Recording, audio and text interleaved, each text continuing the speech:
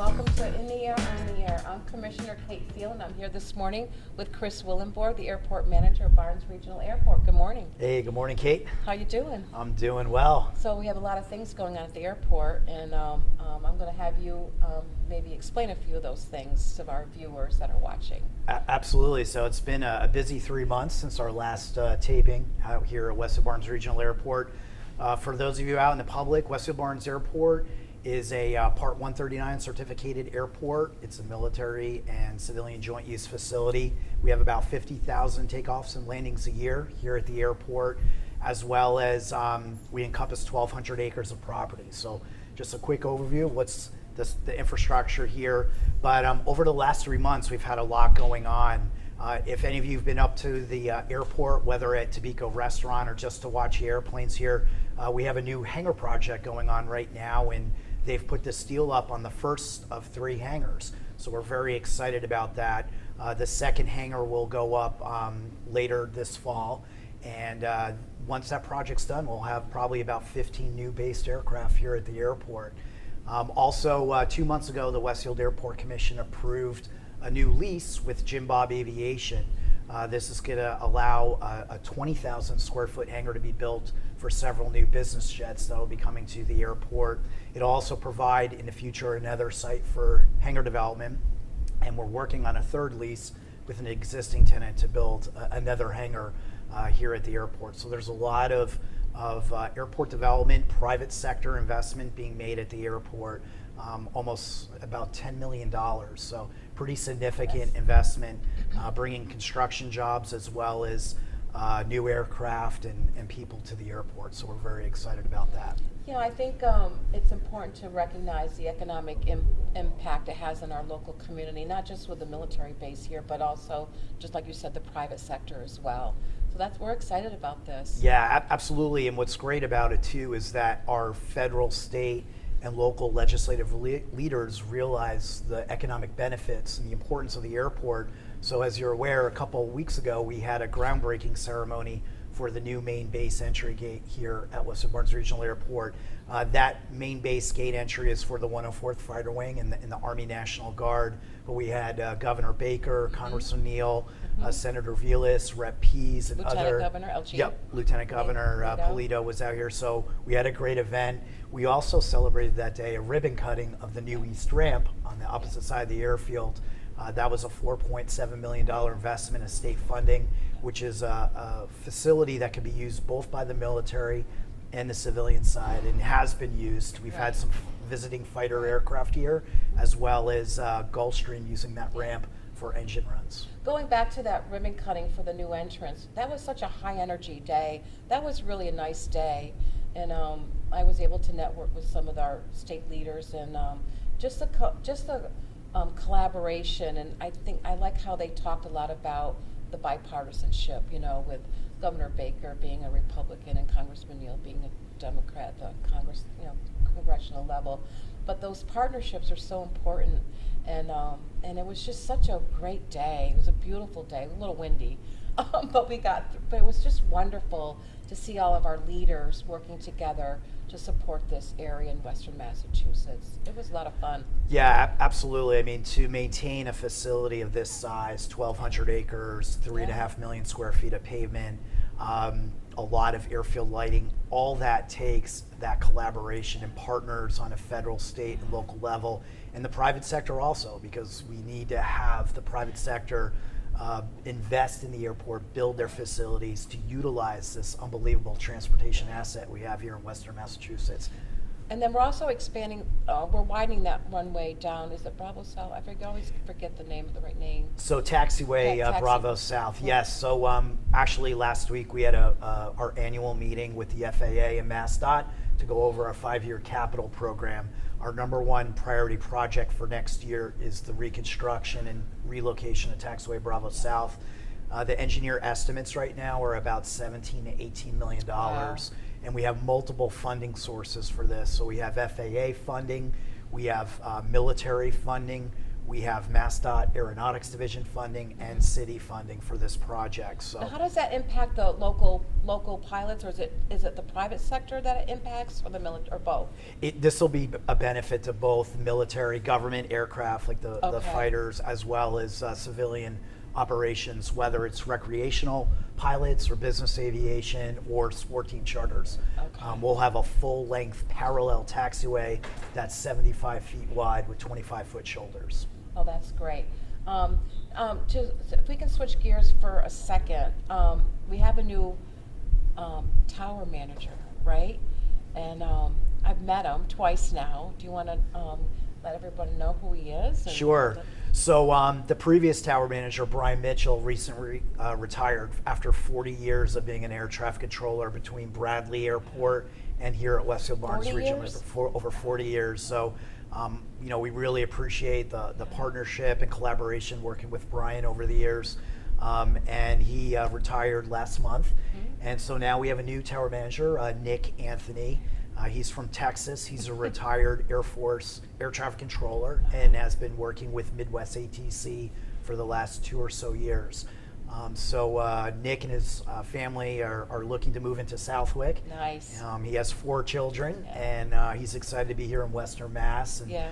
actually, this week he just got approved to be a controller here. He passed his Oh. exam, Oh, thank his God. checkout Thank goodness. to be a Right? controller here at Yeah. Barnes. Every facility you go to, you have Oh, to you get do? checked out Okay. at that specific tower. So FAA came out with their inspector, and he got that certification this Yeah, week. we were so. joking with him coming from Texas about our snows weather up here, and our wonderful our snow is the broom. No. Yep. Yep. Yeah, so it'll be fun for him this year, right? Our first winter with him. It'll be good. Absolutely. I know he and his wife wanted to get changed in season. So, depending on how busy it is when we're doing snow removal, maybe we'll have him hop in a truck. Oh, that let would him be get great. that experience That out would on the be- field. Yeah, with he'd get a hands-on a broom. experience of how to clear those runways. That'll be exciting.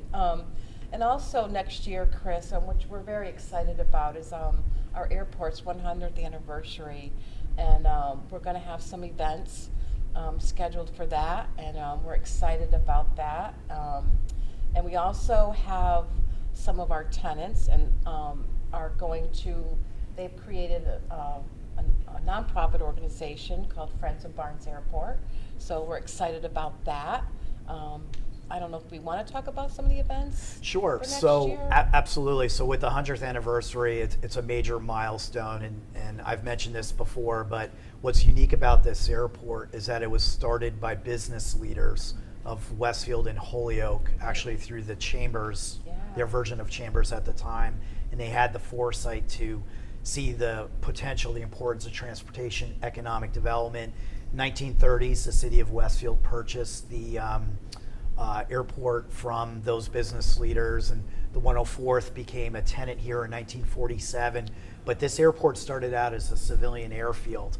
Most airports across the country started as military airfields, either prior or after World War II. So we're a little bit unique in that way. And the first big event that we're going to have is the Westfield International Air Show, which will be Mother's Day weekend of next year.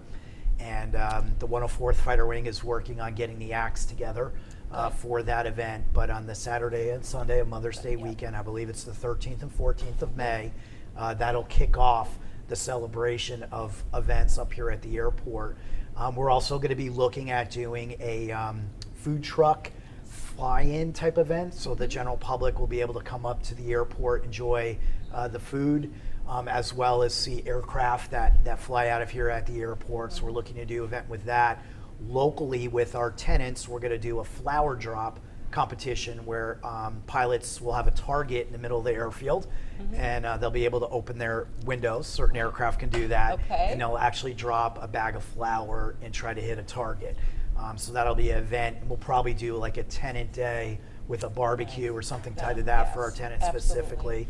And I think to put it all together in the fall, we're looking at doing a hangar dance Yes. and inviting the community up here. And I know that's a big thing you're Yes, focused on, working yes. with the 104th Yeah. and others to have that come Yeah, together. We're very excited about wrapping it up with a nice dinner dance for the whole entire community come, And of course, we'll invite all the dignitaries, state, local, and federal. We'll invite them as well. So we're going to take a quick break, and you're watching In the Air, On the Air, and we'll be right back. Thank you. Straight ahead on Juliet, hold short of runway 2 right, remain straight. Straight ahead, Juliet, hold short of 2 right,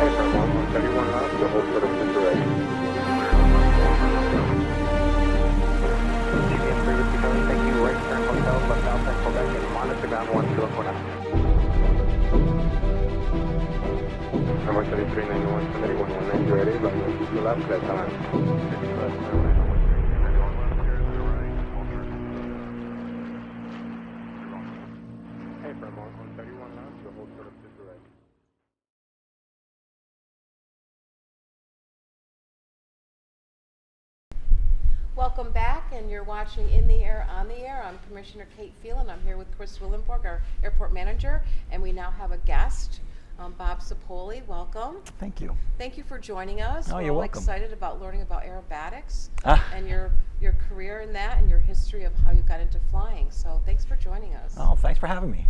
You're very welcome. So I have a bunch of questions. I don't know, Chris, you have some questions too, right? Fire away, Okay, Kate. I'm gonna You can fire take the away. lead. Let's get this conversation going, right? So I'd like to know, can you explain how one goes about becoming an aerobatics pilot? How does that all start? Well, for me, I had a flight instructor who, he was an ex-Navy fighter pilot in Korea. And he was my flight instructor as well as my medical examiner. And he and I flew, got my private pilot's license, and I said, this is kind of boring, because at the time I was still road racing motorcycles. Well, but how old are you at this time? I'm about 30 years old. Okay. Oh, 30. Yeah. Okay. So he said, if you don't want to be bored and flying straight and level, why don't you try aerobatics? I had no idea what that was. So I said, okay, where do I do that? And he gave me a suggestion. And the day after I got my pilot's license, I started taking aerobatic lessons. Really? And just fell in love with the sport. So where gave did up you do motorcycle your- racing where and did you do did your that. lessons? I did them up in Hanscom Field, up at Executive Flyers. I Okay. rented their decathlon for a year, and then I decided I need my own airplane. So after a year of renting their decathlon, I bought my first plane, my Pitts S1S.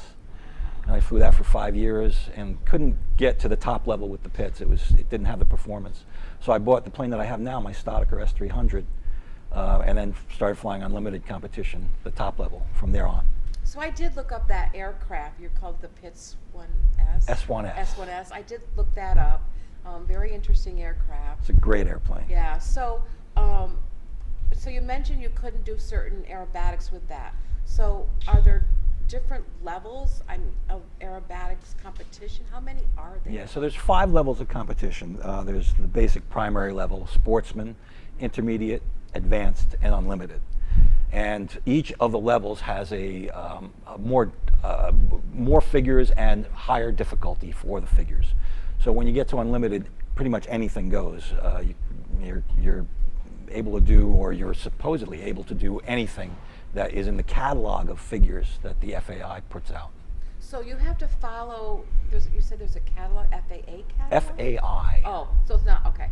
So there's a catalog of like different moves you can make. Yeah, so you have slow roll, loop, things like that. But when you get to unlimited, you have things like outside snap rolls, inverted spins, very complicated figures. And then what they do is, for unlimited, you have multiple figures in a figure.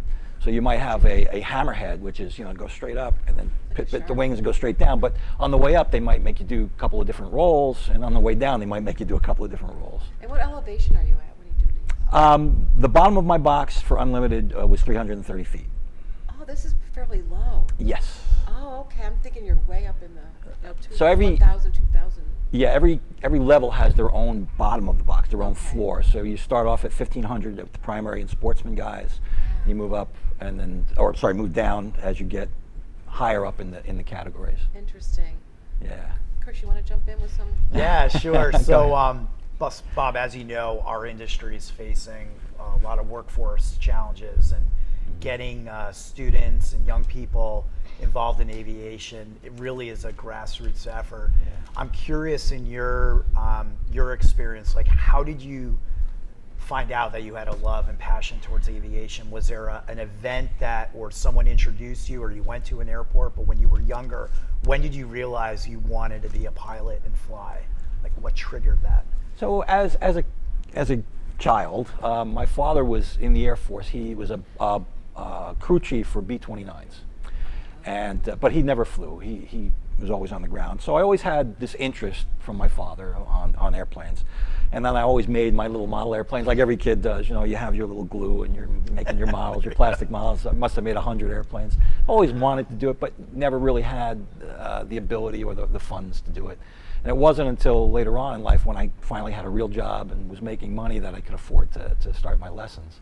But I think the interest was always there. Yeah, that's really interesting. I think it's important to know too that we have Western Mass Right Flight program here at the airport, and yesterday the Aviation 2 class, which are high school programs, high school students actually went to your company to look at their facility. Maybe you could talk a little bit about what you do when you're not flying, but also what did these kids get to see yesterday? So they came down to Raptor Scientific, which is where I work, down in Berlin, Connecticut.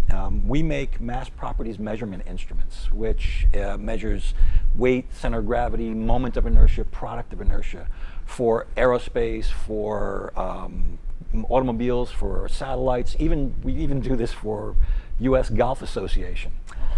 So believe it or not, the U.S. Golf Association has a requirement for the moment of inertia of their driver heads that all the golfers have to adhere to, and we are the official supplier for the instruments to measure that. So when the kids came down, we talked about the instrument. I had a bunch of instruments set up in the lab with different things to show them. As you know, there's a lot involved with aerospace and satellites especially, and understanding the mass properties to make sure that these aircraft complete their mission is critical, or the mass properties is critical to mission success. So we show them how the instruments work and kind of give them a rundown of what different instruments that we sell. And it went really well. It was 15 kids, 2 chaperones, and about an hour and a half of me talking and answering a lot of questions. But the kids were great. They were absolutely awesome. Yeah, it's incredible, the accuracy that's needed with these instruments. Yeah. I mean, there's just zero tolerance really, and it is definitely an effort. I didn't realize that you work with the USGA, and Yeah. Can I bring my driver in? So You check can. my driver to make we sure. can maybe throw it that- on the instrument and check Maybe it out that for could you. explain my hooker slice periodically, but no, that's Yeah. really interesting, and Yeah. we really appreciate your willingness to bring in those students and partnering with Western Mass Right Flight. I know you've been a member of that group for years, and 13 years, yeah. Yeah, and when we have our fly days out here with 7th and 8th graders, you sometimes bring your aircraft up here. The kids have a chance to see that, which is pretty neat. Yeah, we had a good year this year where I was able to just do a couple of touch and goes for the kids, and I think they had a good time watching that. So. They enjoyed watching you beat up the pattern Yeah. with that, which is The tower's very, very accommodating and nice to me. No, that's good. Another interesting thing, working with you in years past, when you performed at the Westfield International Air Show, Bob was a competitor or a participant. And the last one that we had up here? No, I No. retired in Oh. 2011 Okay. from air shows. Yeah. But in my first go around here as airport manager, I think we had 5 air shows from 2000 Yeah. through 2008 or 9, and you performed in most of those. Yep. It's very interesting to watch the preparation that you have to do before the air show. Maybe you could talk a little bit about the mindset before you perform at an air show or a competition, like how you get that mindset, what you do to prepare, because I've seen where people maneuver on the ground, like walk through their show on the ground next to the aircraft, but maybe you could elaborate a little bit on that. Sure. First of all, it's the preparation, getting used to and acclimating to the G-forces. With competition at Unlimited, you have positive Gs and negative Gs, so you have to acclimate to both of those, and that usually takes 3 to 4 weeks of preparation before you even start practicing. Wow. And then when you get to the point where you're acclimated to the Gs, you start practicing the figures. For competition, a little different than an air show. With Unlimited, you have 4 different flights that you have to fly. It's very similar in concept to figure skating, where you would have to fly, or you have to skate a known program and then a freestyle program and then a free program. It's very similar with competition flying, where you fly a known program where everybody flies the same program. You fly a free program that you make up. And then you fly an unknown, where they hand you a card with all the figures on it, and you don't get to practice it. You just got to go out and fly it, which is that preparation that you see where the guy is on the ground and he's doing all these little things on the ground, trying to make sure that in his mind or her mind, they know exactly what has to happen, where, and prepare for each figure. Because it can get very confusing if you haven't prepared properly. But it does take quite a bit of time. So when they have these air shows, how do you know about them and how do you enter an air show? When I was doing air shows, I was a member of the International Council of Air Shows. They have a big event where they promote all the different air show pilots, and you go to that and you promote yourself in a booth just like any other convention, and you talk to the different promoters or the different air show people who are organizing the shows, and you get a chance to give them an offer or see if they'll hire you. So there must be a limited number. They can only act so many, right?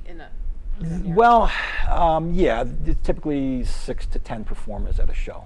Okay, so you can kind of pick the ones you want to do and hope you get in? If you're a bigger name, if you're one of the top guys, yes. I was never one of the top performers because I had a day job. Most of these guys were doing this full time, and I was working. So. Interesting, though. I didn't understand how it works. Yeah, and actually the ICAST event is coming up next month. Right. It's out in Las Vegas, and the 104th Fighter Wing will be sending people out there. What's the ICAST again? That's International Council of Air Shows. Okay. So Yeah. they have their annual meeting, and that's where, when Bob was flying in air shows, would go out to promote himself. It's similar to us going to trade shows for airports, where we have So a you're- booth, you're promoting yourself, You gotta market yourself. and then you hopefully Interesting. partner. And certainly, you get a good reputation. And Right. in the past with Bob performing here with Mike Goulian, and I was going to ask earlier, did Mike Goulian train you? He was my first instructor for Okay. aerobatics, yes. Nice. And then I taught for him for about 3 or 4 years as well. Wow, Yeah. no, small world. Our industry is just so tight knit, but So it's kind of like NASCAR. You get these drivers, they get well known, and then you get these groupies, and then you get sponsors and promoters. I don't know about the groupies, but but yeah, there's about when I was flying air shows, about 800 total air show pilots in the country at the time. So I don't know what it is today. I haven't really done much with it lately. So one of my favorite moments as an airport manager for the safety briefings, when you have an air show, the FAA requires each day at first thing in the morning you have to have a safety briefing with all the performers. So one of the shows that we had, it was the Thunderbirds that year, and you had other performers, jet team performers, and they all had fancy call signs, and so they're going through the list, and Bob's turn comes up, and they ask Bob, "What's your call sign?" And he goes, "Bob," and it just everybody in the room broke out laughing. It was very, very funny. pretty casual when I do stuff. So. But no, that was Yeah, pretty cool. I remember that very well. Yeah, that was a fun show. So besides your Staudacher, I know you have a Husky aircraft. Maybe do. you could talk a little bit about that, and what's your favorite place to fly into with that Husky? Maybe talk about the characteristics. Yeah, so the Husky is very different. It's not aerobatic, but it's a bush plane, so you can land pretty much anywhere in it. Wow. And my wife and I, my wife loves to hike, so we fly up to New Hampshire quite a bit, but there's a grass strip up in Franconia. We can fly in there and we can go hike for the day, hop back in the plane, come home, sleep in our own beds, take care of our dogs. Life is good. Great. Wow. Yeah. Yeah, it's really nice. It's a bright yellow aircraft, so for Big those picture of a Husky neighbors- on the tail. Yep. Yeah. So when you see it flying around the airport, that's Bob flying around the area. So I think I read your bio. Now you instruct aerobatics. I do. Now where do you do that? So I do that with customer airplanes currently. So somebody will purchase an airplane and they won't have any time in the plane. And if it's 2 seats, I'm certified for just about every aerobatic airplane that's out there. And I can instruct from either seat. So I'll you- give them instruction in their own airplane. So is that local? You're doing that? I try to stay local. It just But you can it gets go- harder when I have go people around country if you wanted to, right? I did for years, did, wow. but as I get older, I don't want to travel as much, so Yeah. I try to stay local. So on a personal, you mentioned the Huskies were on your aircraft, right? But you have 2 Huskies. I do. And are you an Alice Cooper groupie? So we adopted, I had lost my other husky, Anna, who passed away, and I was really kind of sad. So my wife Yeah. allowed me to get another dog, and I went down to the Connecticut Humane Society. They had a pair of huskies, and they were named Alice and Amos. And I went down and met them, and they were just great. They just came right up to me, and I said, yeah, I'll take these home. And I sent a picture to Deb, and she said, what's their names? I said, they're Alice and Amos. She said, no, that's not going to work. My favorite band was Alice Cooper. We're going to go with Alice Cooper. So Cooper, he still doesn't know his name.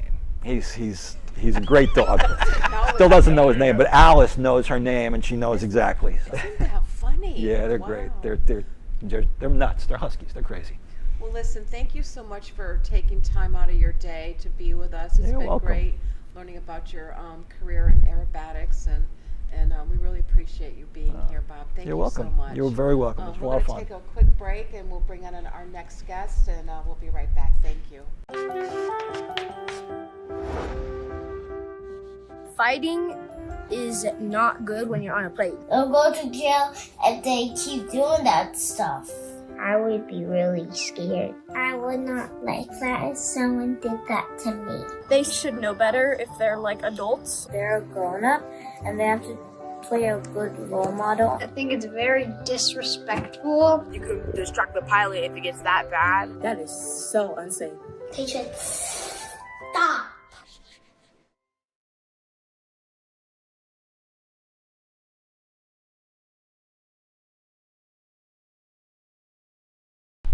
Welcome back. You're watching In the Air, On the Air.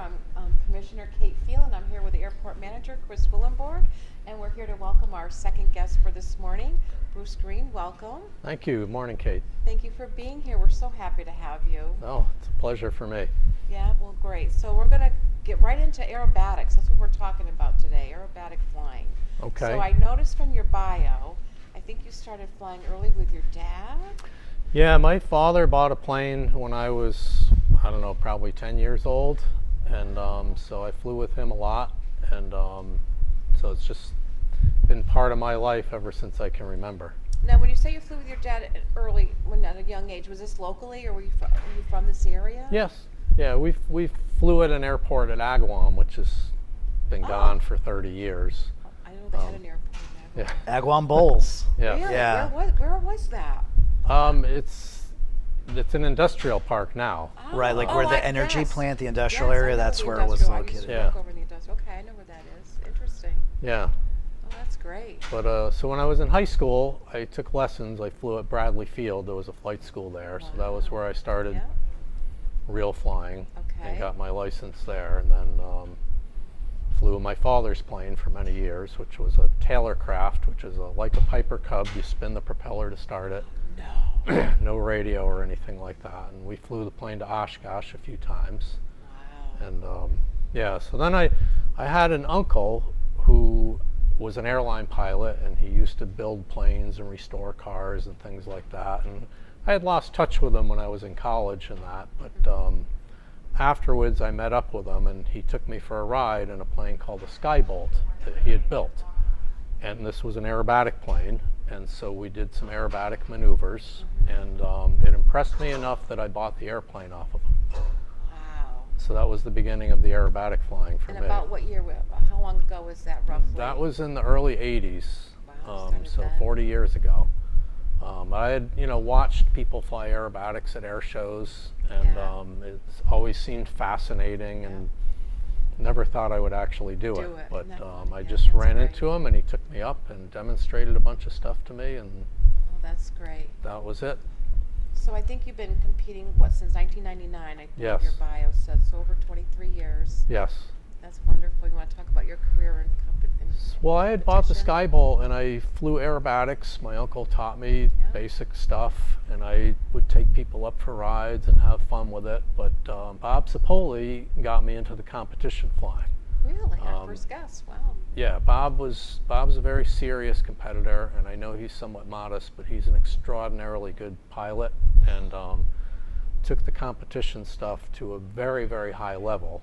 And he got me into it, and now I'm hooked, thanks to him.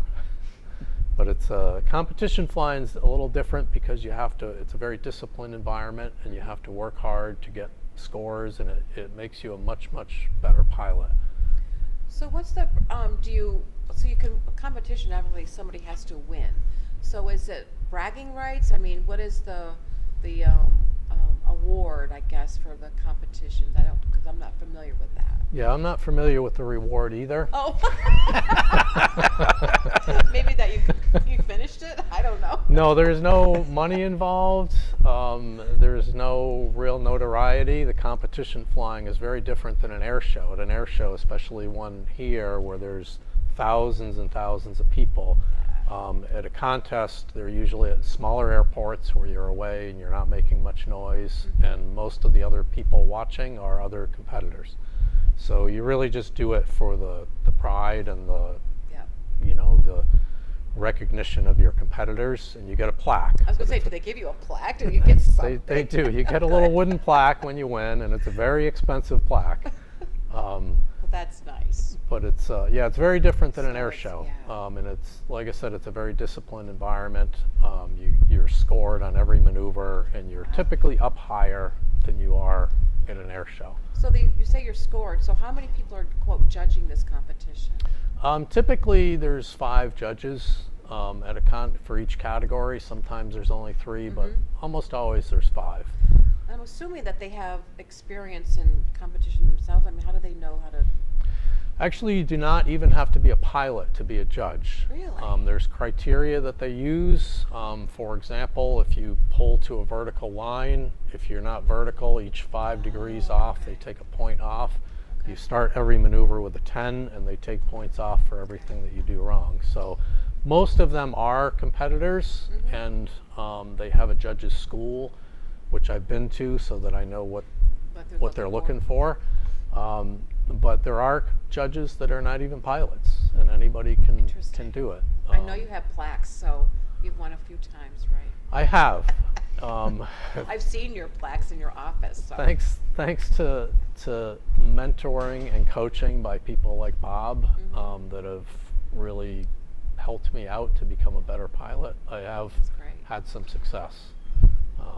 Not as much success as Bob. Oh, really? So what was your highest level of competition that you... So there's 5 categories. There's primary, sportsman, intermediate, advanced, and unlimited. And Bob would fly in unlimited. And I used to fly in sportsman, and now I fly in the intermediate category. Nice. And each category the maneuvers become more challenging and more demanding, both on the pilot and on the airplane. And with my airplane, intermediate is as high as I can go. Based on the aircraft. Yeah, to go higher, you need a better performing, i.e. more expensive airplane. And are you still competing? I am. Oh, good for you. I am. That's great. Next year will probably be my last year, but I've said that before, so. So you don't really know. One never knows. Do you know when the next competition is? Next year. Do you know, do they do them in the, depending on the country, right? The precise schedule isn't out yet, but there's sort of traditions. There's usually a contest in Cape May, New Jersey in mid-May, and that's traditionally the first one of the year. COVID has certainly thrown a wrench in the works, but people are starting to get back on track. So I'm planning on that being my first one. So over the 23 years that you've been competing, has anything changed in the competitions? Have you any recognizable changes in whether it's the formations, whether it's the categories? The competition itself hasn't changed that much. The performance of the aircraft has changed a lot. Some of the planes, even the plane Bob flies now, when I first started flying, planes like that just didn't exist. So now you see planes that are made of carbon fiber and things like that that have really upped the ante with the performance on that end of it. Yeah. And the other thing, I would say, post September 11th, that really affected general aviation across the board, and not in a good way. What do you mean? Well, flying has just become more restrictive, Oh, yeah, of course, and yes. so that there's less people doing it now than there was before. That's unfortunate, but that's what happened. Interesting. Chris, you have some questions for Yeah, so obviously Bruce has been a long-standing tenant here, maybe one of the longest-standing tenants here at the airport. Maybe you could talk a little bit about when you became a tenant here at Westwood Barnes Regional Airport. So I bought my Skybolt in 1983, and it was at Beverly Airport, and I had been living in Boston at the time. And I was only there for 1 year, and then I got a different job and moved to this area where I'm originally from, and that's when I brought my plane to Westfield. Well, it was 1984. So I've been a tenant here since 1984. Wow. And Thank you for that. well, it's a great airport. The runways are great. I mean, it's super good facilities, very close to where I live, which is always nice. But not just that, I actually rent space here and I keep my office here. I'm an attorney, and it's very nice for me to be at the airport all the time. And obviously it's nice, I have a very short drive to the airport to go flying after work. Yes, you do. Right around the corner. But it's a great atmosphere here. Oh, thank you. For a lot of different reasons, but the people here are really super. And it's a nice place to spend a lot of time. Yeah, what's interesting too, I just want to take a step back because I find this pretty cool. The Taylor craft that your dad flew you in is still based here.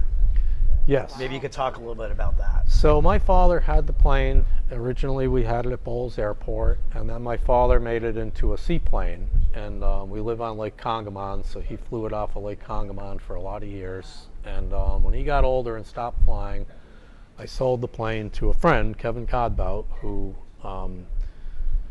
wanted to put it back on the water. Kevin lives on the river, and it took him 13 years, but he finally got the plane flying again, and he restored it. It's very nice, and he just started flying it about a month ago. Really? And yeah, so one of the deals when I sold it to him was I could use it whenever I wanted to. Nice deal. I hope you got it as an attorney. I hope you got it in writing. So hopefully I'll be back up in the air in the Taylor that's craft. But it wonderful. was, yeah, it was really cool to see him Yeah, fly I it bet it and to see the was. plane back in the air. Oh. And my father would have been really happy that. Of course. So hopefully next spring he'll have it on the water again, Good, and it'll good. be a float plane again. Oh, that's great. But yeah, that pretty was my father and I flew a lot in that plane. We flew it to Oshkosh, and that was Yeah. back before GPS, where we're just Right. navigating with a compass and a map, and no radio at all. And so I'll forever cherish. Of course. What a nice sentiment to your dad, you know, Yeah, having restored the airplane and get it running. That's wonderful. yeah. And for the public, the reference of Oshkosh has come up a couple times. Yeah, So yeah. once a year, EAA What's has acronyms? What's EAA? so the Experimental Aircraft Association. They host probably the largest general aviation event in the country and maybe even the world, and it's out in Oshkosh, Wisconsin. Yeah. And it's a really big event. We probably have a half dozen tenants fly out there each year, and obviously Bruce has done that. Maybe you could talk a little bit. It's quite the experience. I've been out there when I worked with MassDOT Aeronautics. We actually displayed to promote the general aviation airports across the Commonwealth. But you can camp out there, you fly in. Maybe you could talk a little bit like what you do when you go out there. So Oshkosh is that's the town where the airport is, where we go. And so for people like me that are a little older, the event is called Oshkosh. They've since renamed it Air Venture. And I look at that, the cynical side of me. They can trademark Air Venture and sell T-shirts and that sort of stuff. Right, but right, okay, it's still yeah. called Oshkosh. The Oshkosh, people in Oshkosh call it EAA because that makes sense to them. But the first time my father and I went was 1974, and it was a huge, ginormous event to me at that Yeah. point in time. It was tiny compared to what it is now. And every year they get over 10,000 airplanes fly in there. Wow. So people all across the country will fly their plane there. How do you They actually break up the 10,000 air? runways. Yeah, they Yeah. break up the runways into 2 runways How long is that for landing. runway? Well, they have mean- 2 runways and a taxiway that becomes a runway Can we for have this 10,000 event. aircraft out here? Can we do It- that?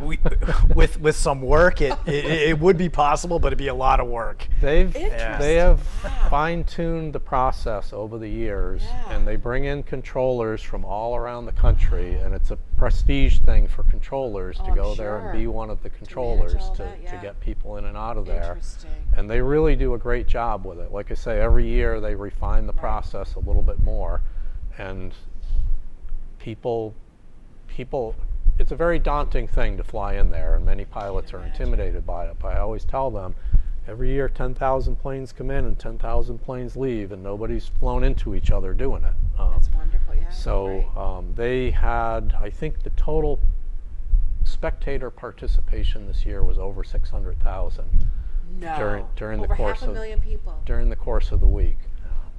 So it's anything and everything with aviation. It started out for people building planes in Yeah. their garage, Interesting. and it's really become, Boeing is a very large sponsor of the of event course, this year, sure. or for the past 10 years. So it covers every aspect of aviation, and anybody that has any interest in Yeah. it, whether it's historical or the leading edge of aviation, everything is there. Well, I'd like to know the economic impact of that week. Yeah, it's For- tremendous in that What's area. the population of Oshkosh? Do you have any idea? It's about the same as Springfield. It's a similar size city. So it's a pretty big city. One thing I'd like to also just recognize with Bruce here as a tenant, Bruce is very active in taking people up flying I to know. go up. I think both of us have had a chance to fly with Bruce, but also with our air traffic controllers and others. It's been impressive that you are willing to bring people up to let them experience aviation, aerobatics if they so choose, and Right, yes. but also just to get people interested. So we really Right. appreciate that. No, it's I mean, I never pass up an opportunity to show off. And you do a nice job of it. Did you do the aerobatics? I couldn't do it. Yes. I tried. I just could. I was so afraid to. I didn't want to do anything to his aircraft inside the. I guess it's not the cockpit, but my seat. So I was being very cautious. But it was great. It was a great experience. No, flying is a unique opportunity. There's really not many people in the world that get to do it. But Right. to actually go up in the air I know, it's and one- yeah. leave the earth behind, I feel very, very fortunate and lucky to be able to do that. Yes. And I have a blast sharing that with other people. Well, we And- appreciate your generosity, and we appreciate your tenancy here. And you've been a great tenant and a friend. I like to call you a friend now. So, and thank you for being our guest. We Oh, it's really- my pleasure. We really appreciate this. We want to not only promote our airport, but our tenants. It's a great place to come up and watch people fly. We have a great restaurant. You know, it really is. It's for anybody that wonders what it's like, just come to the airport. It's a fun Right, place. And Right. So we're going to wrap up our show for today. You're watching In the Air, On the Air, and stay tuned for our next show.